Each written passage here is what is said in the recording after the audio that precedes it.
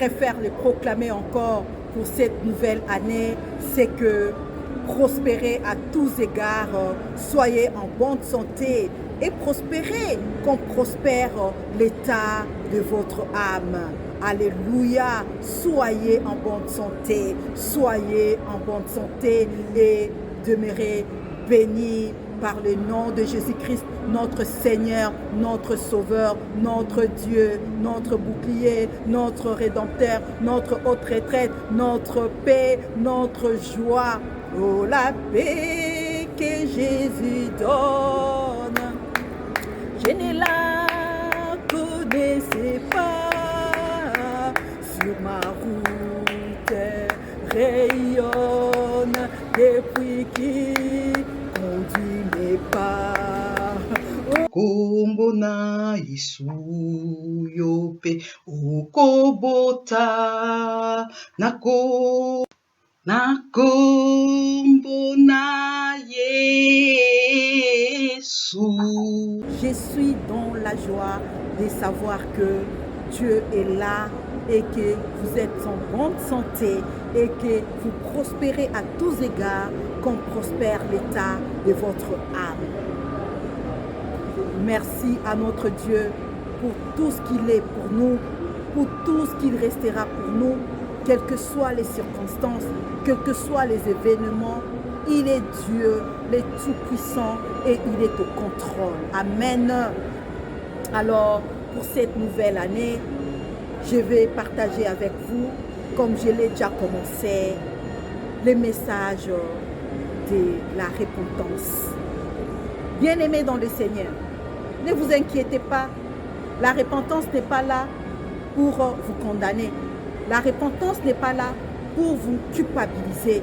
La repentance n'est pas là pour vous jeter des pierres. La repentance n'est pas là pour vous faire la honte.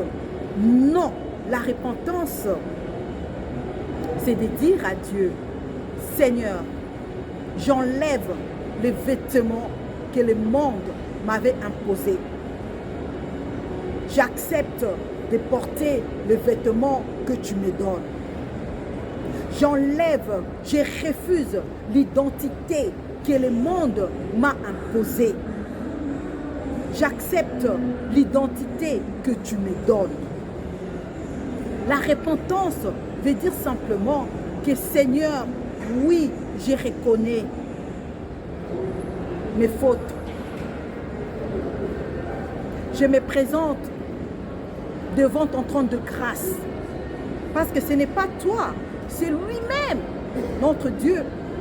Jésus-Christ qui nous dit dans Hébreux 4,16 que nous puissions nous approcher de son trône de grâce avec assurance parce qu'il est là. Il est là pour nous secourir par rapport à nos besoins. La repentance, c'est aussi un besoin. Et ce besoin-là trouve son aide seulement en Jésus-Christ qui est là pour te secourir. Parce que toi-même, tu as accepté et que tu es d'accord pour te repentir, pour abandonner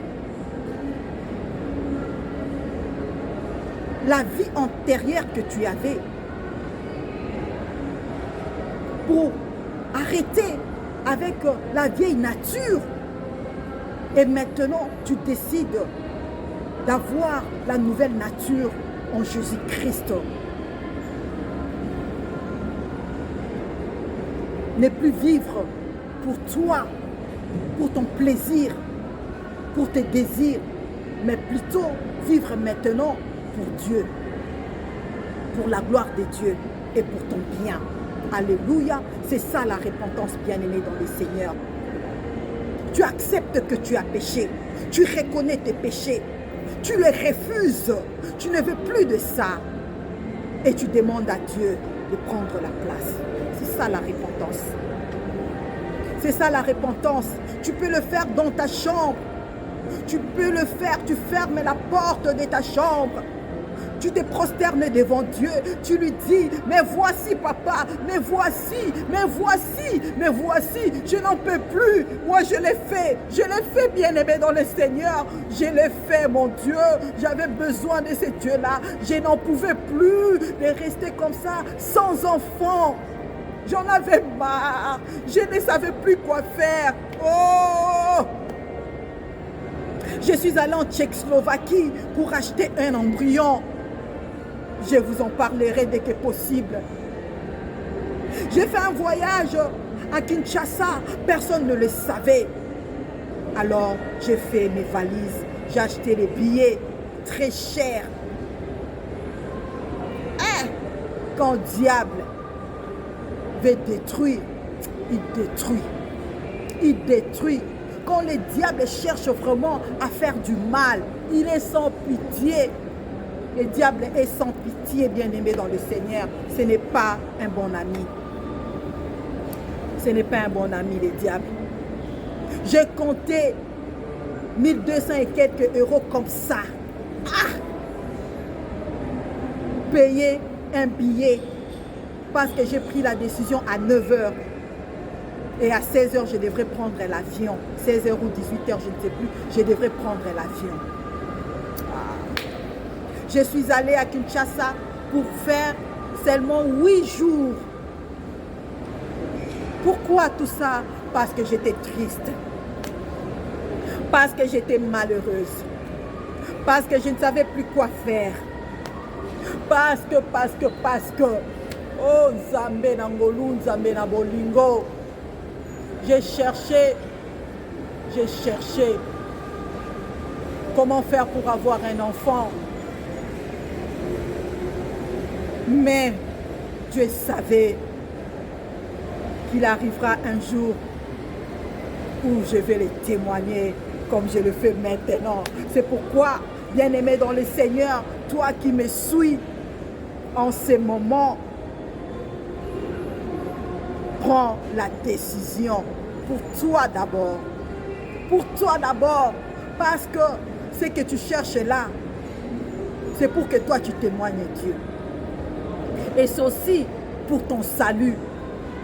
Parce que lorsque on reçoit quelque chose venant de Dieu, ce n'est pas pour rester la même personne qu'on était.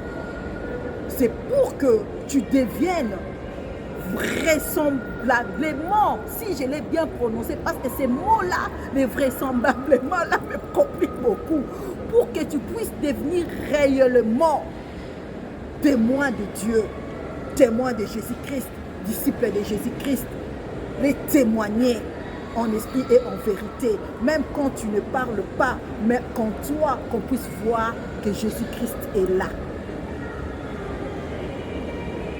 Donc c'est pour ton salut.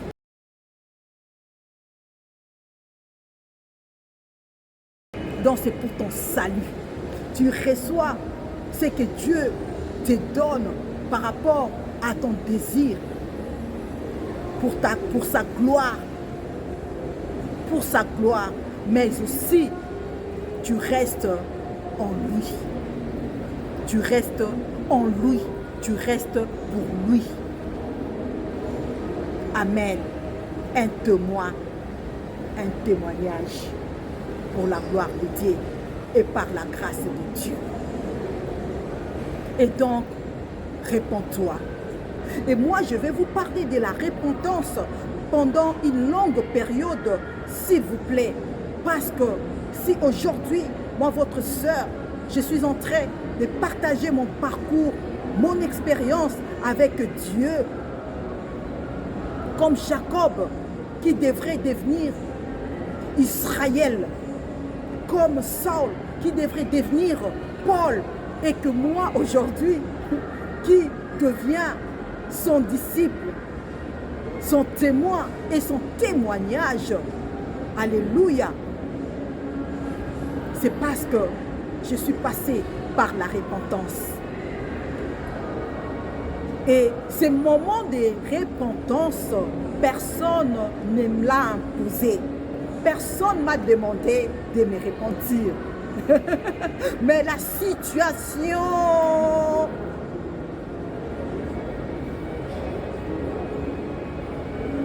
s'est déroulé en 2017.